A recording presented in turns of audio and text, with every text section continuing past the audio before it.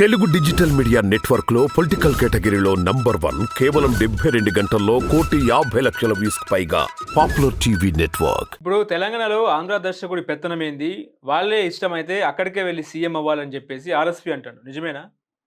RS Praveen Kumar అంట. ప్రవీణ్ కుమార్ గారు కొంచెం జాగ్రత్తగా ఉంటే మంచిది. ఎందుకంటే ఆయనకి ఇంకా గౌరవం బాజాట్ల ఎంతో కొంత ఉన్నది. ప్రవీణ్ కుమారు ఏకుడు బేలాలు కొనేతనకైనా అక్కడికి వస్తాడు. ఆయన పైసా ఇస్తే ఏకుడు బేలాలను ఇస్తాను. ఇప్పుడు ఏకుడు బేలాల కంటే కనీనం కావద్దని ప్రవీణ్ కుమార్కు నేను మీ ద్వారా విజ్ఞప్తి చేస్తాను. ఎందుకంటే ఆయనకు కొంచెం గౌరవం ఉన్నది.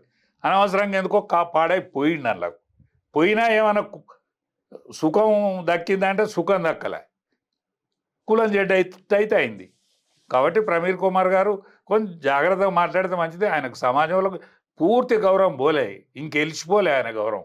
ఆయన గౌరవం ఉన్నది కాబట్టి ఆయన గౌరవాన్ని ఆయన కాపాడుకోవాలని నేను మీ ద్వారా విజ్ఞప్తి చేస్తాను. ఇప్పుడు లోక్సభ ఎన్నికల తర్వాత బీఆర్ఎస్ కేసీఆర్ మహారాష్ట్రలో ఒక కుర్చీ వేసుకొని కూర్చుంటాడట. ఇప్పుడు ఏం పనికి?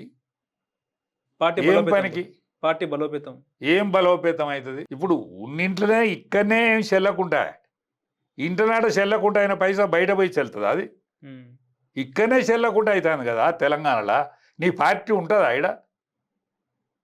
నీ పార్టీ ఉంటుందా? నీ ఎమ్మెల్యేలు ఉంటారా? నీకు ఎవడు పాడవుతాడని నీ పార్టీ కడిగేసినట్టు అవుతుంది. ఇట్లా కడిగేసినట్టు అవుతుంది.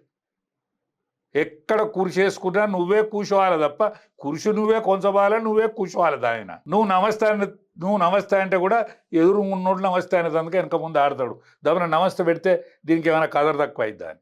అందుకనే కొంచెం జాగ్రత్తగా ఉండాలి. ఊగా ఇదివరకు నడిచినట్టు నడుతుందా? ఎప్పటికీ తప్పులు చేసినాక నడుతుందా? కానీ ఆయన కెపాసిటీకి, ఆయనకున్న హోదాకు, ఆయనకున్న తెలివితేటలకు, ఆయనకు వచ్చిన పేరు ప్రాచుర్యానికి ఆయన దక్కించుకోవాల్సినట్టుండే దక్కించుకోలే. ఆయన పిల్లలు కూడా దానిని సర్వనాశనం చేసిండ్రు, భ్రష్టు పట్టించిండ్రు. ఇప్పటికి కూడా ప్రజలు తప్పు చేసిండ్రని అనుకుంటాను తప్ప మేము తప్పు చేసినామని అనుకుంటలేరు. ప్రజలు తప్పు చేసినామని అనుకుంటాను.